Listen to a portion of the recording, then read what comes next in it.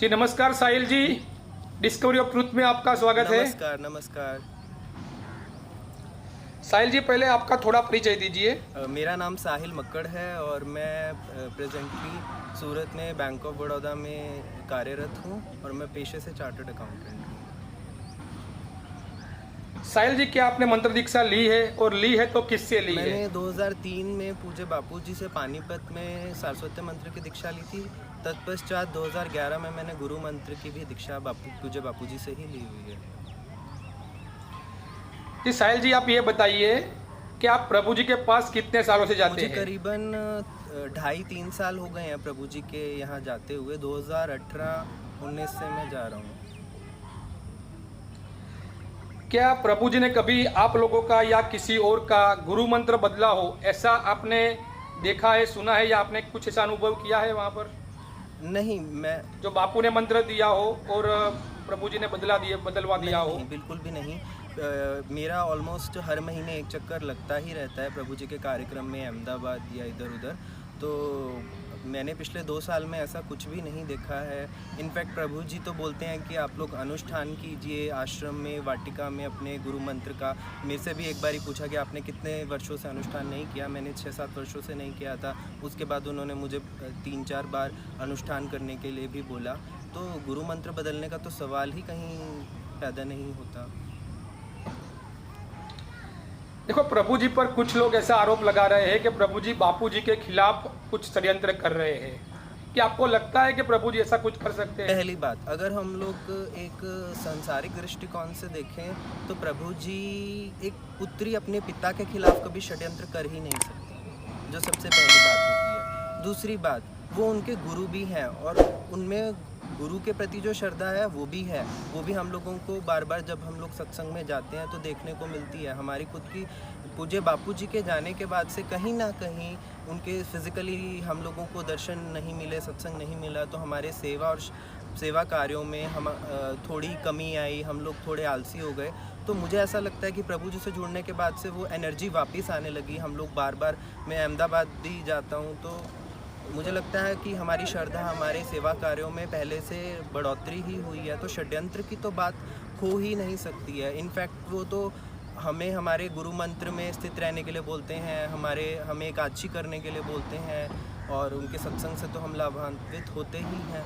तो षड्यंत्र की तो, और वो पूज्य बापू जी के बारे में भी बहुत बार जिक्र करते हैं और वो भी उतने ही कंसर्न्ड हैं केस के रिलेटेड। हालांकि उनका उतना इन्वॉल्वमेंट नहीं है कुछ रिस्ट्रिक्शंस की वजह से, लेकिन जैसे वो गुजरात से बाहर नहीं जा सकते, उनके ऊपर भी रिस्ट्रिक्शन है। लेकिन ऐसा पॉसिबल ही नहीं है कि वो कुछ षड्यंत्र कर रहे हों। अच्छा, कुछ लोग ऐसा कह रहे हैं कि प्रभु जी श्रद्धांतरण कर रहे हैं। क्या आपको लगता है कभी आपकी श्रद्धा को डाइवर्ट करने का वहाँ प्रयास किया हो किसी ने? नहीं, ऐसा हो ही नहीं सकता। श्रद्धा को डाइवर्ट, मैंने आपको अभी पहले भी बताया कि वो अनुष्ठान करने के लिए बोलते हैं कि आप आश्रम में जाकर, वाटिका में जाकर अनुष्ठान कीजिए। आश्रम बापू जी के हैं, वाटिका भी बापू जी की ही है, तो वहाँ पर हम लोग अनुष्ठान करने जाते हैं। तो फिर श्रद्धा हमारा दूसरी डाइवर्ट करने का तो सवाल पैदा ही नहीं होता। जी, कुछ लोगों को यदि जैसे साधक मैया जी के दर्शन के लिए जाते हैं तो उनके पेट में दर्द होता है, तो आप ऐसे जिसको पेट में दर्द हो रहा है मैया जी के दर्शन से, ऐसे लोगों को आप क्या कहना चाहेंगे? देखो, गुरु का स्थान है तो गुरु माँ का भी एक हम लोग अपने शास्त्रों में पढ़ते आए हैं, सुनते आए हैं। जैसे कि गुरु दक्षिणा की बात हुई थी, भगवान श्री कृष्ण ने जब अपने गुरु, उनका जब ख़त्म हुआ टेन्योर, तो उसके बाद गुरु दक्षिणा की बात हुई तो गुरु माँ ने ही बोला कि मेरे जो खोए हुए पुत्र हैं उनको एक बार मुझे ला कर दो। तो गुरु में जो श्रद्धा है तो गुरु माँ में भी बिल्कुल इक्वली इम्पॉर्टेंट। अगर गुरु हमारे एक ही हैं, ठीक है, लेकिन गुरु परिवार और गुरु माँ के प्रति हमारा आदर सत्कार, श्रद्धा होना, उसमें कुछ गलत नहीं है। और मैया जी के दर्शन होते हैं, उससे भी हमें पॉजिटिव एनर्जी मिलती है, हम लाभान्वित होते हैं, उनके एक ऑरा ही अलग है। तो अभी ठीक है, हम लोगों को जोधपुर जाकर बापू जी के दर्शन नहीं हो पाते, तो अगर हम लोग अहमदाबाद में मैया जी के प्रातःकाल दर्शन होते हैं तो सबको पता ही है, लाभान्वित होते हैं, तभी तो लोग बार बार आते हैं। और बापू जी के बारे में भी सब लोग वहाँ बोलते हैं, मैया बापू कब आएंगे, फिर मैया बोलते हैं हाँ हाँ आएंगे, चिंता मत करो, आएंगे, ज़रूर आएंगे, वो बोल कर गए हैं। तो ऐसा तो कुछ भी नहीं है। नहीं, ये बिल्कुल अच्छी बात कही आपने कि शास्त्रों का जो आपने उदाहरण दिया, तो मैं आशा करता हूँ कि जो शास्त्र की बातें करते हैं, शास्त्रीय तर्क रखकर मैया जी के दर्शन नहीं करने चाहिए, ऐसे कुतर्क करते हैं, यह आपकी बात जरूर समझेंगे। कि आपको लगता है कि यह लोग क्यों प्रभु जी को टारगेट कर रहे हैं? आपको क्या लगता है इसके बारे में, या क्यों प्रभु जी को टारगेट कर रहे हैं? देखो, कुछ ना कुछ हर समिति में, हर जगह कहीं ना कहीं कुछ ना कुछ 80% लोग अगर अच्छे होते हैं तो 20% ऐसे भी होते हैं जिनका जो गोल होता है वो कुछ और ही रहता है। या फिर अभी देखो, जैसे बापू जी के ऊपर भी केस हुए तो उसमें कुछ लोग जो निकल के आए उनके खिलाफ आरोप लगाने वाले, वो भी तो लोग कुछ आश्रम वासी रह चुके थे, पुराने केस की बात करें, या कुछ साधक ही रह चुके थे। तो हम में से ही कुछ लोग होते हैं जो लोग ठीक नहीं होते हैं। कुछ लोग, मैं सबकी बात नहीं करूँगा, 80-90% अच्छे ही हैं। तो उन लोगों को कहीं ना कहीं ऐसा लगता है कि अभी मुझे नहीं पता, शायद ऐसा लगता होगा कि वो आकर आश्रम ना संभाल लें, या फिर मतलब हम लोगों की पावर ना छिन जाए। हालांकि उनकी एक अलग संस्था है, एक अलग समिति है, बट मुझे ऐसा लगता है शायद उनके मन में ऐसा कुछ होगा। अच्छा, कुछ लोग YouTube पर वीडियो डालकर प्रभु जी के बारे में अनाप शनाप बकवास करते हैं, ऐसे लोगों को आप क्या कहना चाहेंगे? कुछ फ़ायदा नहीं होने वाला है। गुरुपुत्री, गुरुपुत्र, गुरु माता से ईर्ष्या करके उनके खिलाफ आप लोग गलत शब्द बोलते हैं। हम लोगों को वहाँ जाकर उनके सत्संग में नरक मिले ना मिले, लेकिन आपको ज़रूर मिलेगा जो भी ऐसा बोलते हैं उनके खिलाफ।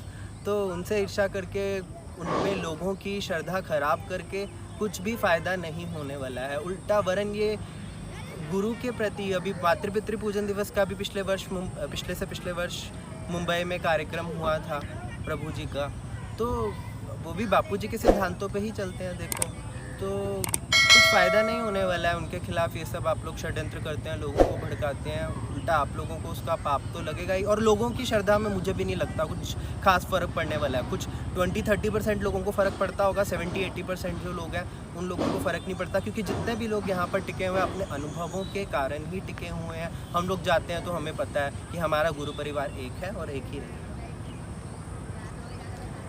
जी, बस एक अंत में एक लास्ट सवाल है।